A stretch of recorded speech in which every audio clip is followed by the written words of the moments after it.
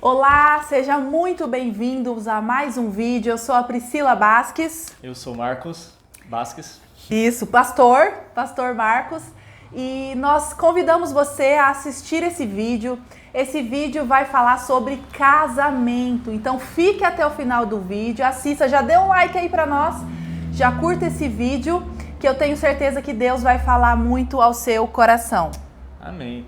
E para iniciarmos, vamos deixar aqui um versículo sempre, 2 Coríntios, capítulo 5, verso 15. Esse é o versículo de hoje, 2 Coríntios 5, 15, que diz assim: E ele, Jesus, morreu por todos, para que os que vivem não vivam mais para si mesmos, mas para aquele que por eles morreu e ressuscitou.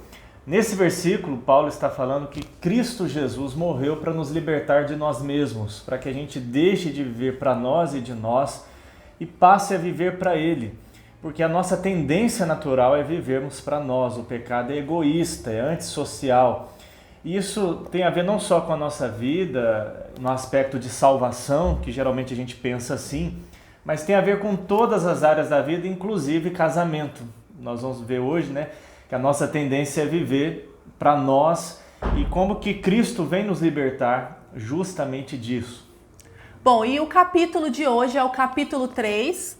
Para quem está chegando hoje, nós estamos estudando esse livro aqui do Paul Tripp, O que você esperava? Expectativas fictícias e a realidade do casamento. Então, o capítulo 3 é do título O Reino de Quem? É uma pergunta. E aí ele começa dando um relato de um casal muito interessante, esse relato, porque é um caso muito prático para a gente poder meditar e que também é um relato muito real e um relato muito prático da história de dois jovens que estavam na faculdade, e esses dois jovens tinham um ideal na mente deles de casamento.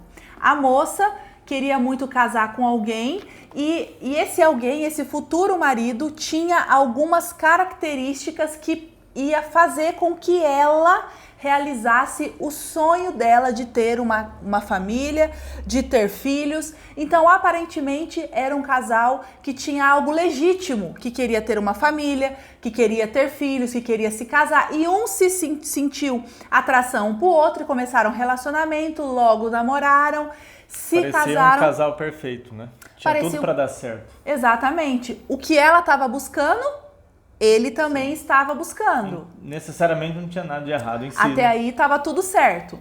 Só que o que aconteceu? Quando eles se casaram, logo ela engravidou. E foi uma... De gêmeos. De gêmeos. Já pensou? E não foi planejado. E não foi planejado. De repente ela engravidou e se viu mãe de gêmeas, duas meninas.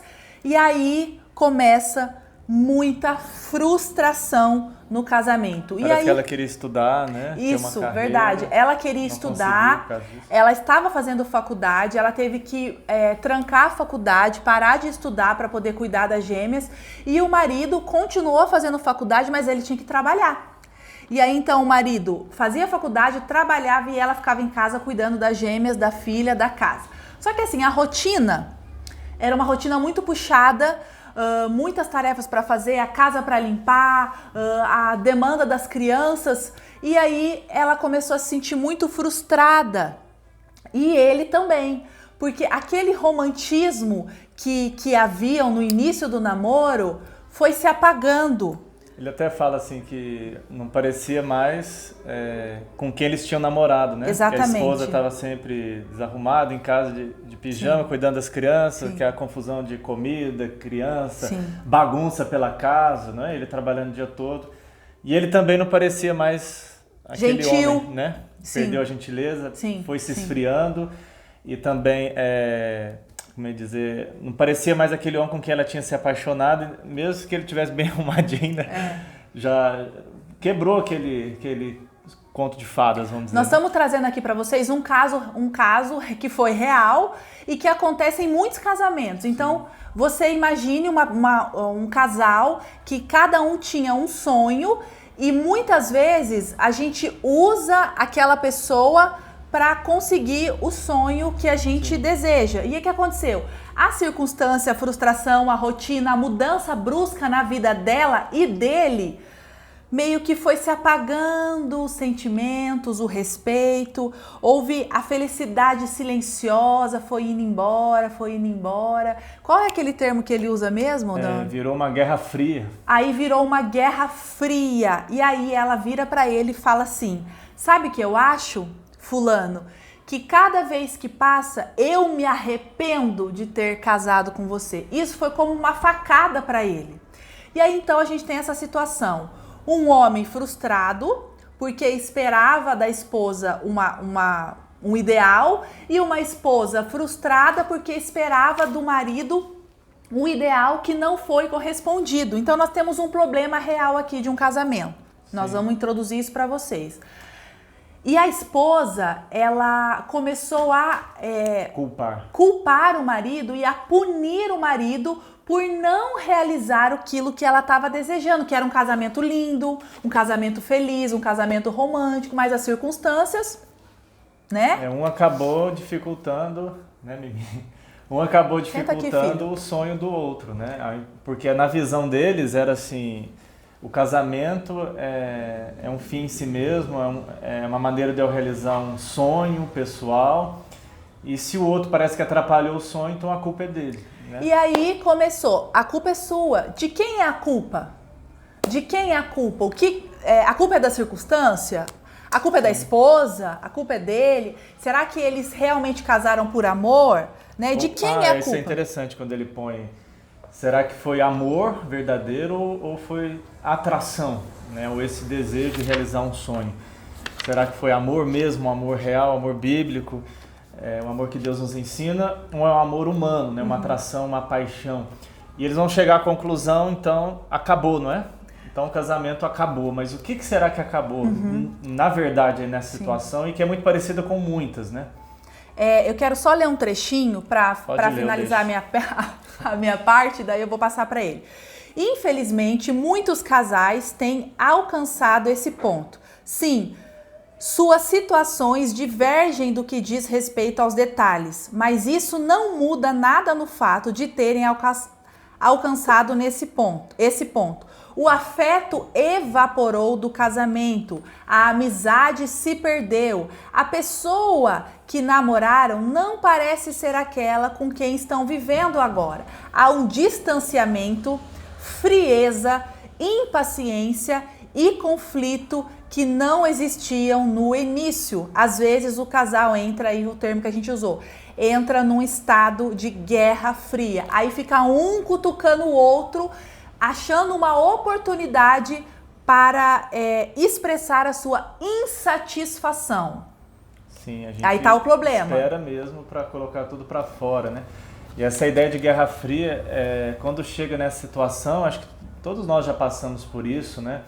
Aquela situação assim da indiferença, né? De ficar cada um no canto, não ter mais sentimento, não ter mais carinho, não ter mais nada, né? Fica duas pessoas só morando numa casa, mas sem interação nenhuma nesse sentido, né?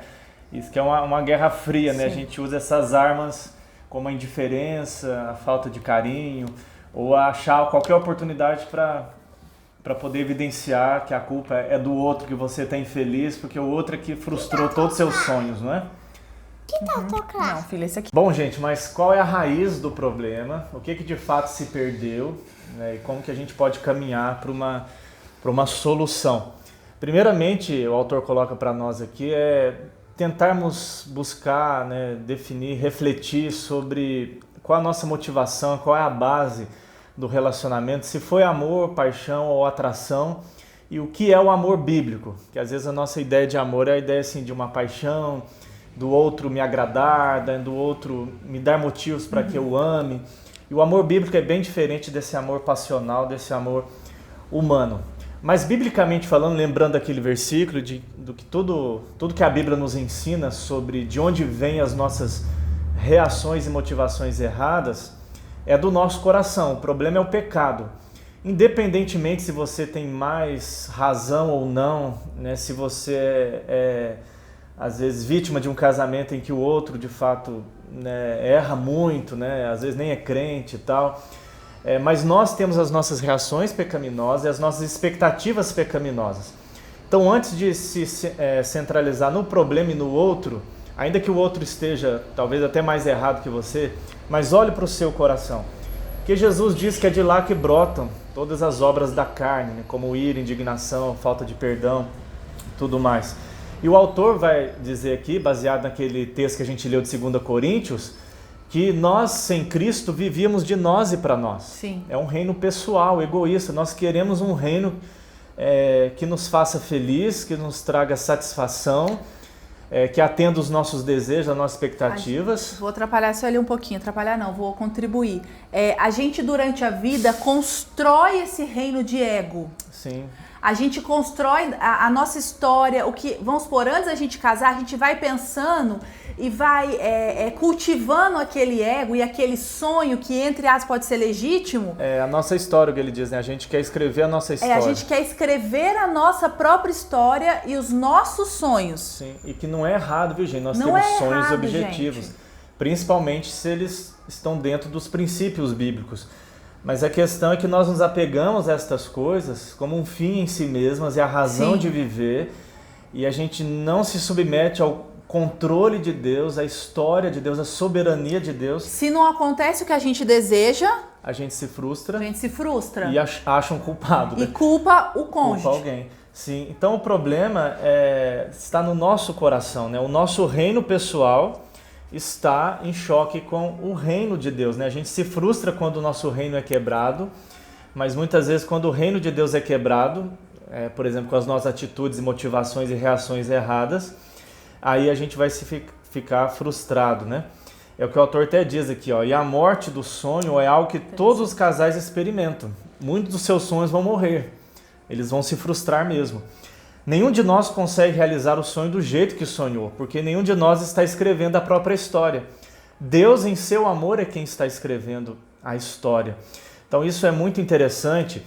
E dentro disso, então, quando a gente vê às vezes as coisas desmoronando, os nossos sonhos desmoronando, as nossas expectativas se frustrando, aí a gente vai logo deduzir assim, acabou tudo, né? Casei com a pessoa errada. Casei com a pessoa errada, acabou o amor, acabou o respeito.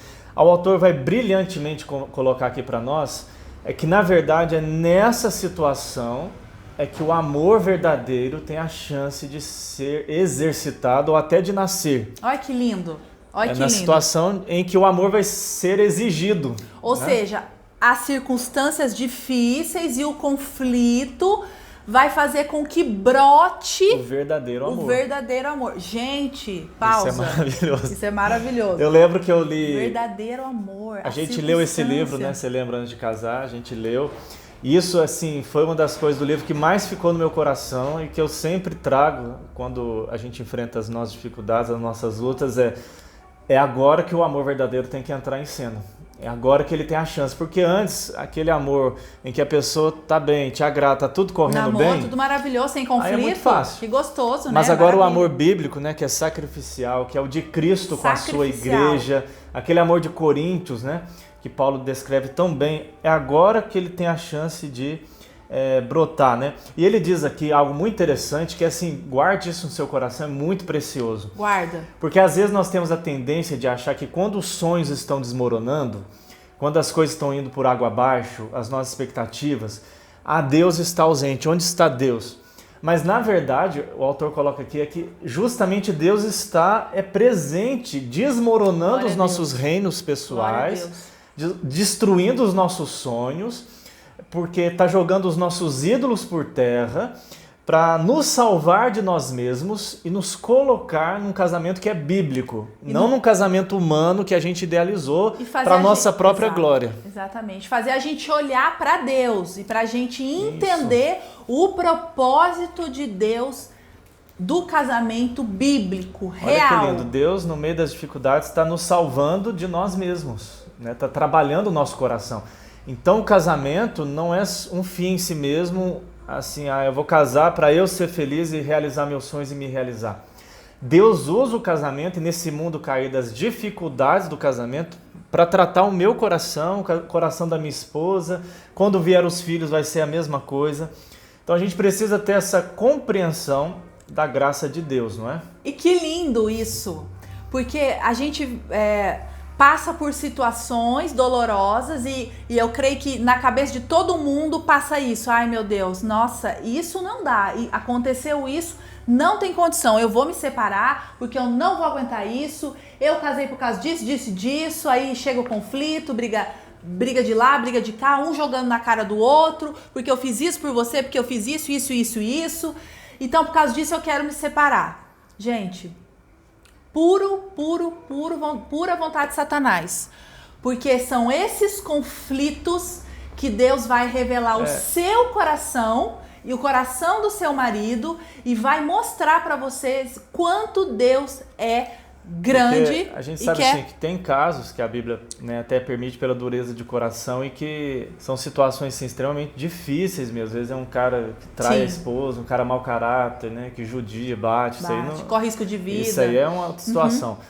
Mas vamos dizer assim, até em alguns casos que a Bíblia permite, há a possibilidade de reconciliação, de perdão, né, de restauração. E há esperança. Nós sempre precisamos crer no poder da graça de Deus e da misericórdia de Deus em nos ensinar a como viver um casamento para a glória de Deus, a como criar filhos para a glória de Deus.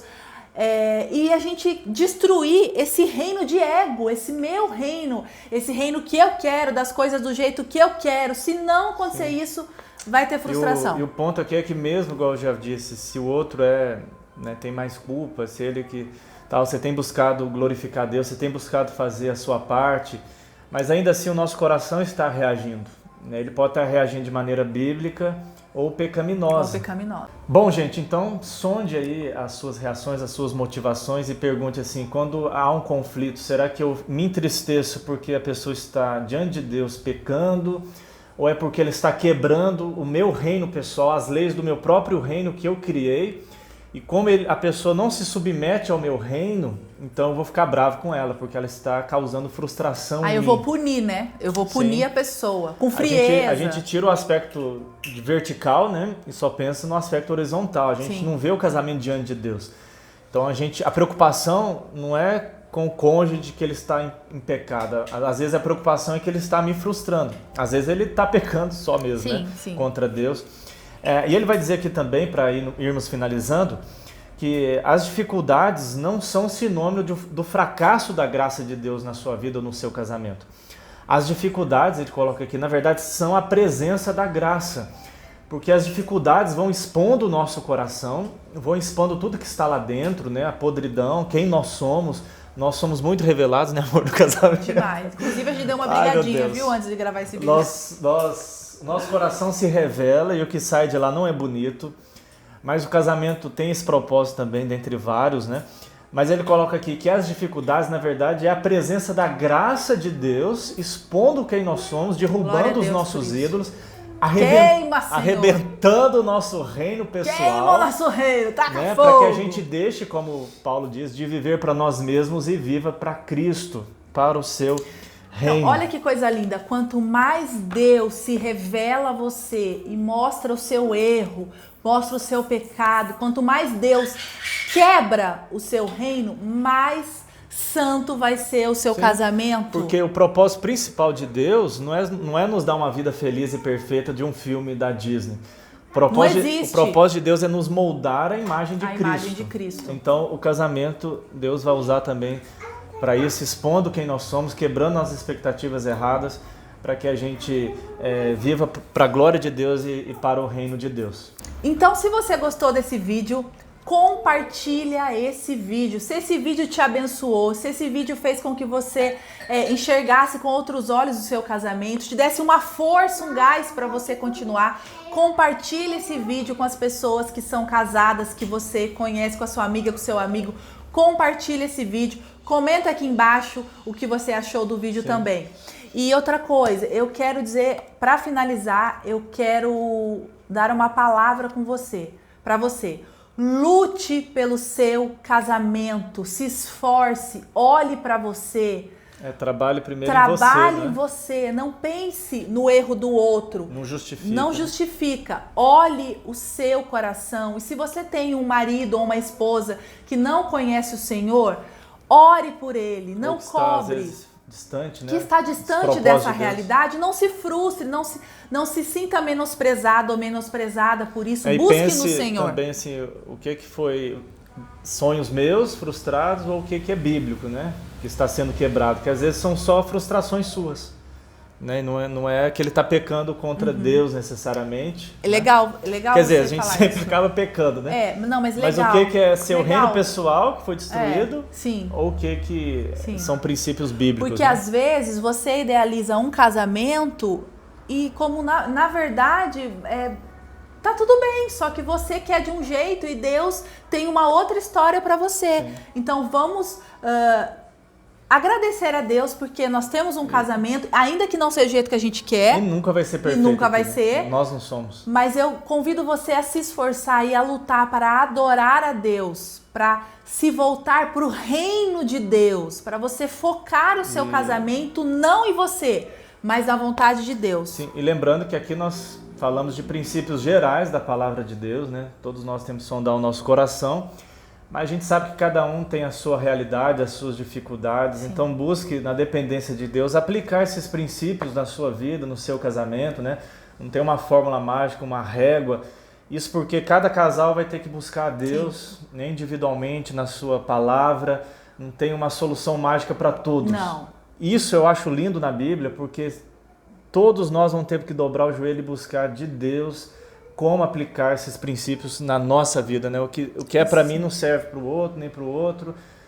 A Bíblia tem princípios gerais e que a gente precisa depender de Deus para aplicá-los na nossa situação. Então eu sei que cada situação aí é diferente. Às vezes você pode falar, o meu é assim, o senhor não conhece, vocês não sabem. Mas a gente tem princípios gerais que a Bíblia nos dá. A gente sempre escuta, às vezes, quando vai fazer algum aconselhamento, ah, pastor, o senhor não conhece o marido que eu tenho lá em casa, viu? A esposa que eu tenho lá, rixa daquela mulher goteira que eu tenho em casa. Então a gente sabe que cada situação é uma, mas nós precisamos olhar para o Senhor. Olhe para o Senhor hoje e busque, derrame o seu coração diante do Senhor e busque adorar e agradar ao Senhor. Não, e Deus vai entender fazer. Coisas como essas, né, do coração, do nosso reino pessoal, do que está sendo frustrado. Nos ajuda demais, gente, nos ajuda demais. É igual a gente fala assim, finalizando aqui mesmo, né? Quando eles chegam à conclusão assim, o casamento acabou. A gente pergunta o que acabou? Foi o casamento, a aliança que você fez com a pessoa diante de Deus? É o casamento bíblico que terminou? Ou o seu sonho que acabou? Ou foram as suas expectativas? É o seu reino pessoal que está sendo destruído? Ou é o casamento? Então a gente precisa saber separar essas duas coisas. Porque às vezes quando a gente fala o casamento acabou, para mim casamento não acaba, só acaba com a morte, é o que a Bíblia diz. O que acabou foram os meus sonhos pessoais e as minhas expectativas que às vezes não eram bíblicas, né? Poderiam até ser legítimas, mas se transformaram num ídolo. Num ídolo. Então, muito obrigada por assistir até aqui. Então, compartilhe esse vídeo para ajudar a gente. O nosso propósito e a nossa motivação é abençoar vidas. Amém, ajudar. É um pecador ajudando o outro. É um pecador ajudando o outro. Nós não temos um casamento perfeito. Não somos um casalzinho perfeito. Não somos lindos, maravilhosos, perfeitos e equilibrados. Nós temos os nossos momentos. Nossos perrengues, nossas lutas. Nossas lutas. Matar essa pessoa. Mas nós queremos, de fato, agradar a Deus. Amém. Né? E então, que Deus possa te abençoar, tá bom? Deus te abençoe. O propósito é esse, mostrar Cristo, né? É mostrar Cristo. A sua graça e a cruz. Tá? Que Deus possa ser glorificado Amém. na nossa vida. Deus abençoe você, seu casamento. Tchau, Até tchau. mais. Fica com Deus.